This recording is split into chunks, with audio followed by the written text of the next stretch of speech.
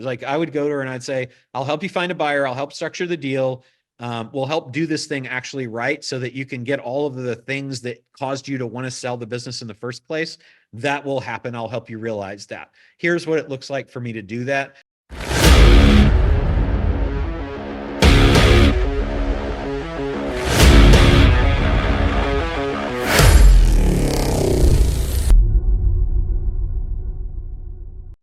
So yesterday I sat down with my accountant and I came to find out that she was trying to sell her company not too long ago to a competitor around the area.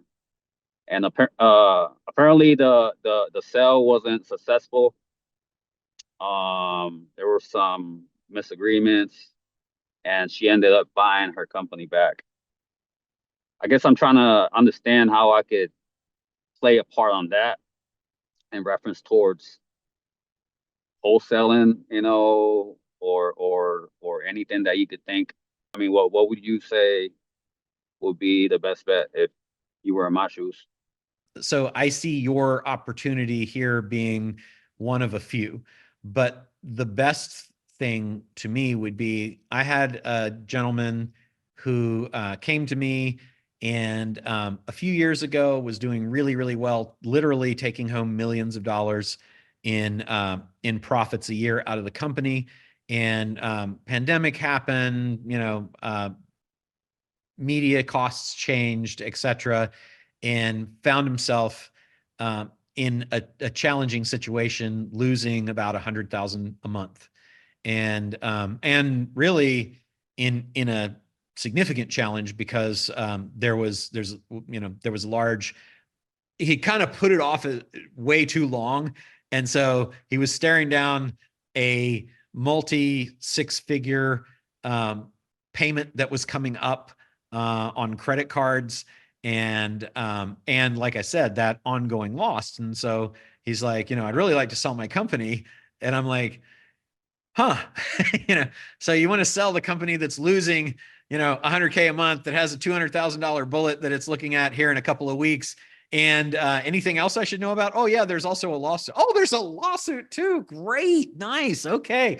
What was cool though was I saw that there was, in looking at the expenses, we did a analysis call, and in looking at the expenses, there was definitely a path to break even. And I saw that his business had strategic value to other companies.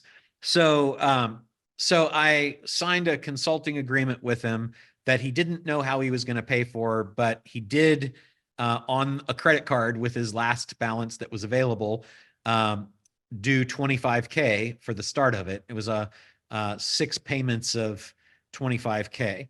And he said, I don't know where I'm going to get the other stuff. And I said, well, look, get me the first one so I know you're committed. And then I'll take the rest out of what I'm able to do for you because I know that I can find something for this. So my agreement was basically 6 payments of 25K plus on sale of the company or assets or generation of money, 10% on the first million, 8% on the next two, 6 on the next two, 4 on anything over that. So then I went out and I went to 3 companies that I thought would be very, very, very eager to have his customers. And the first one, great meeting. They want to do a deal, but they're in the process of selling their company, and we can't have any conversation about that until first of the year. Well, he's got a credit card bill coming, in a couple of weeks, so that doesn't work. Second company, big company, can't get a meeting until December 4th, still scheduled. Third company, doing super, super well in the industry, tons of cash, big company, thousands of employees, and talked to them, and they said, we're definitely interested in this. And so ultimately was able to put together a creative financing for him, but that got him all the cash up front that he needed to take care of the credit card bill that was coming, get me paid on the next couple of payments, because day after tomorrow, the second payment would be due. So it'll be 50K, right? That was deferred. So I'll get all of that. And the deal is ultimately worth about 4.5 million, which is double, no, which is 1.5 times his best case scenario. And that is, and I'm telling that because number one, I think it's an interesting story for you guys to hear because you can do stuff like that. But number two, Sure. for your situation, I would recommend a similar thing. I'd say, look, so you had the one opportunity and it didn't work out. And it didn't work out probably because you hadn't done this before. And there's a lot of things that go into being sure that you find the right acquirer, be sure that the deal is structured right, and that there is a way for it to be painlessly undone in the event that things don't work out. So that's what I help you with. I'll help you find the person who is, it's an exit consult, right? I'll help you find the person who's interested in acquiring your company, and I'll help you talk with that buyer and close the deal. And the way I do that is, however you would like to do it, definitely get some money up front because they will not be available or motivated if they don't pay you up front. But then after that, you can either get cash in addition to that, plus a percentage like I did. I did, by the way, also agree to apply the cash that they paid me against my percentage. And that's, that's a good selling point too. Don't do it if you don't have to, but so that's what I would do. Like I would go to her and I'd say, I'll help you find a buyer. I'll help structure the deal. We'll help do this thing actually right so that you can get all of the things that caused you to want to sell the business in the first place. That will happen. I'll help you realize that. Here's what it looks like for me to do that.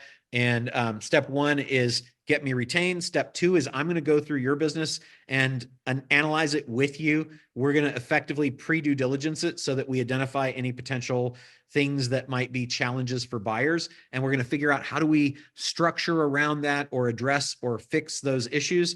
Then I'm going to go out and identify the people that I think would be most likely to want to acquire the business. And then I'm going to solicit their interest, negotiate it. And it's more important to you that somebody like me does that than you do it. Number one, because now we've got somebody that we can play good person, bad person with. But even more importantly, we don't want your competitors or other people, and especially your clients, to know that you're thinking about selling your business. So I'm not going to tell anybody who you are until I get NDAs and actual indications of some interest in doing a deal on the terms that we're talking about. And I know how to do that because our team's done it 1,000 times. Gotcha. What would you say would be a fair compensation proposal? Did you say the sale of the business was 600K? Yeah. Yeah. So 600K, you would typically be looking at getting paid about 60K for that. So I think anything, not less than 10K, not more than 25 would be a fair amount for them to pay up front for you. Yeah. And the selling point, of course, is you're when you go to find somebody to sell this for you, it's going to be 10% on the first million. That's just generally what it is. And they're usually going to ask for money up front. I'm different from that because I'm not just going to throw your listing up and in front of, by the way, all the people, the 20,000 buyers that I've got that are in my group, because that's how many people are in our, I think it's 22 or 3,000 now in our Epic Facebook group, right? That are business buyers. Not only do I have access to that, but I'm actually going to work with you to make your business more appealing. And I'm going to do my best to get you, the maximum price that you possibly can in the terms that are most favorable to you. But then the offering to credit the amount they pay up front almost always is the thing that seals the deal.